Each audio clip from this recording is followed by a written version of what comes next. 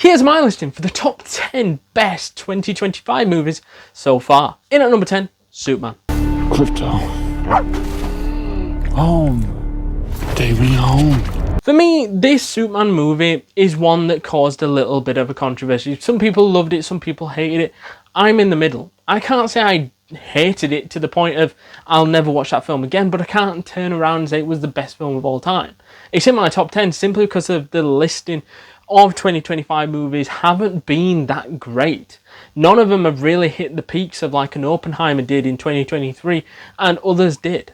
But it does get in there, and credit to where credit's due. I think Superman was a solid film, even though Superman spends most of the time having a kip and not really fighting crime. It just seems to be a decent level of a film and decent way to open up the DCU, and it sort of gives us a look into James Gunn's new universe. In at number 9, a Minecraft movie.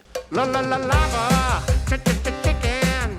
Steve's lava chicken, yes, tasty as hell. I don't know what people might be saying, oh, Superman's lower than a Minecraft movie. I had no expectations walking into a Minecraft movie. I thought this was going to be cheesy, it's going to be shit. It was going to be one of the worst films of 2025. I was proven wrong. We went to go see it on a whim. I think we was going to go see a different film and then it weren't in. So we went to go see Minecraft movie and it actually was good. It was enjoyable. Yes, there was that cheesy element of the lava chicken song. But other than that, I think this was actually pretty enjoyable. Jason Momoa actually looked like he had fun in that film. And so did Jack Black. In at number 8, Back in Action. Is that why you boomers are out this late? Boomers? Yes, Karen. Boomers. For me, I'm not a big fan of Netflix movies, and I've said it shitloads of times, and streaming service movies in general. I'm not just pointing out Netflix here. Every streaming service movie is normally either averagely shit or just not that great. And to be fair, Back in Action was kind of funny. It saw Cameron Diaz return. It saw Jamie Foxx mix up with Cameron Diaz. It was a weird connection that I didn't think I needed, but it actually sort of worked. I wouldn't be in a rush to go back and watch it, but it gets into the top 10 because most of the cinema movies which I expected to be on here, in my mind, didn't hit the levels where I wanted them. So Back in Action just sneaks in. In at number 7, Happy Gilmore 2. Even when you're at the top of your game, you can always shank one. Happy Gilmore sucks? I think this film, it will go down as one of the most underrated movies of 2025. I absolutely enjoyed it. Some people turned around when we did the review and said they turned it off. That's fine. If that's what you thought of the film, then fair dues. For me, I enjoyed it. I thought it was funny in places. It weren't laugh out loud funny, but it brought back a few comedians that we've missed, like Rob Schneider and a few of these others that we haven't seen in such a long time. And I think the amount of cameos in there, the way that they brought back Happy Gilmore, and yes, the big shock happens at the beginning of the film with his wife getting killed by himself. I mean, it was quite fun in that way, because it was like, oh, this isn't what I expected, but where does the film go from there? It is a little bit what I'd call cheesy in places. It is a little bit cringe in places. But I really enjoyed the movie. I think that's why it gets into the top 10, because the other films around 2025 just weren't as good. In at number 6, Mission Impossible: The Final Reckoning. I need you to trust me. One last time. I'm not a fan of Mission Impossible. I think a lot of the times they're unnecessarily over the top. But with this new film, I thought that, you know what, it had a good balance between story and action. Apart from the end scene, in which just made no sense why there was the big fucking aeroplane fight and saving the world, and then he ends up surviving, he ends up jumping down with his parachute, then it sets a fire, and then he somehow pulls a parachute out of his ass. But yeah, less of that.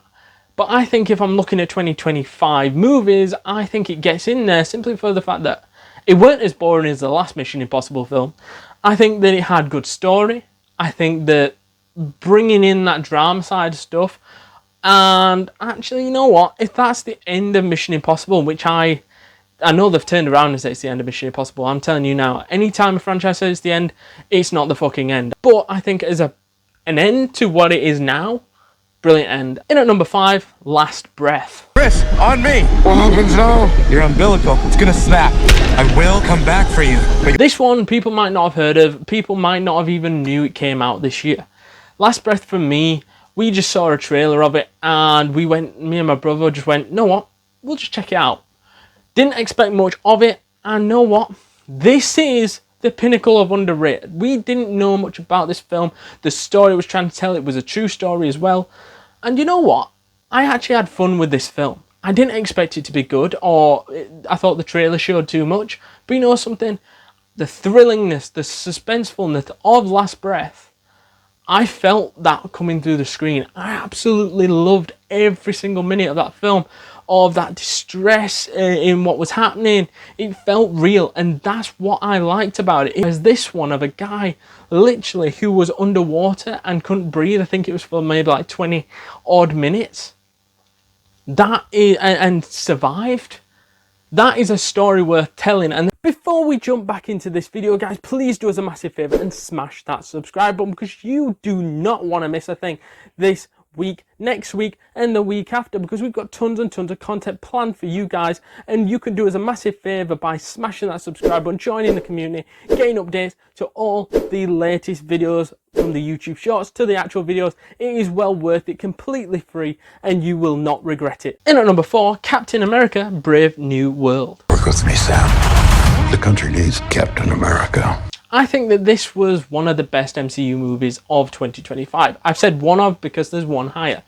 But I think that this one was, for me, an entertaining, quality film. And I expected, again, this movie to be shit. This was actually not as bad as I thought it was going to be. But did it blow my mind? No, it didn't blow my mind at the same time. I think it did better than what I thought. And if a film does that, I think you've got to give credit where credit's due and say, you know what, that was a good film. I enjoyed it, and I think I would have loved to have seen more Red Hulk. Don't get me wrong, I think Red Hulk was very underused in that film, but you know something, I actually had fun with it. It's not the greatest Captain America movie of all time, it might be the weakest one, but you know something, I had fun with it, and that's what movies are all about. In at number 3, we have Final Destination: Bloodlines.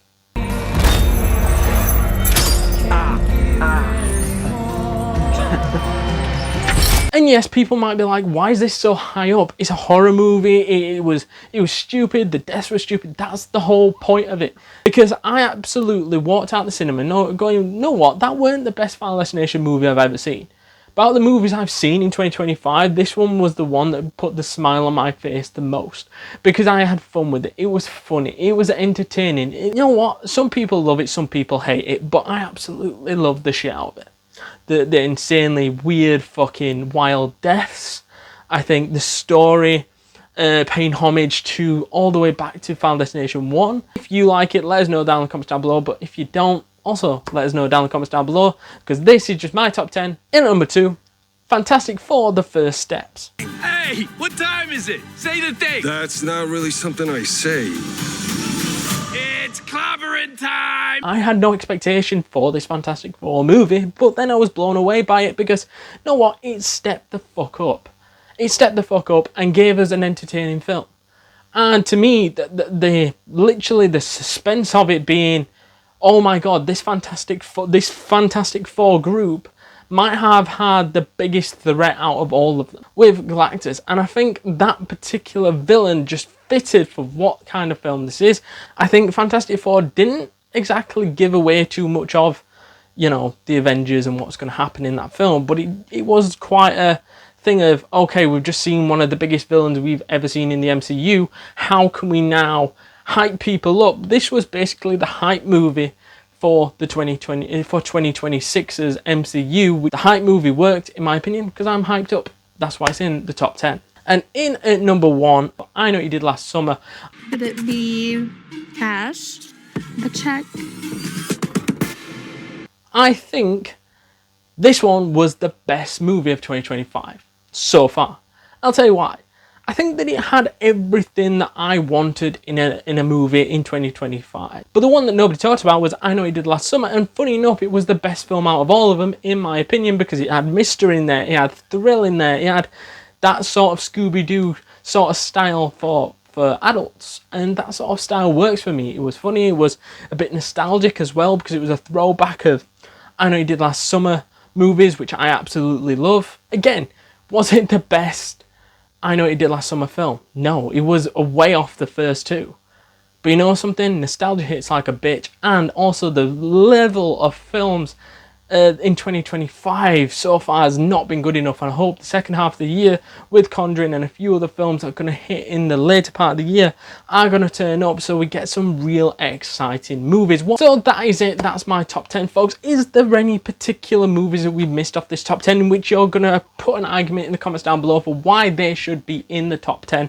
Do let us know down in those comments down below. And is there any films in the back end of 2025 that I need to go watch? And if you haven't yet seen our top 50 best TV show theme songs video, then go and check that out right now.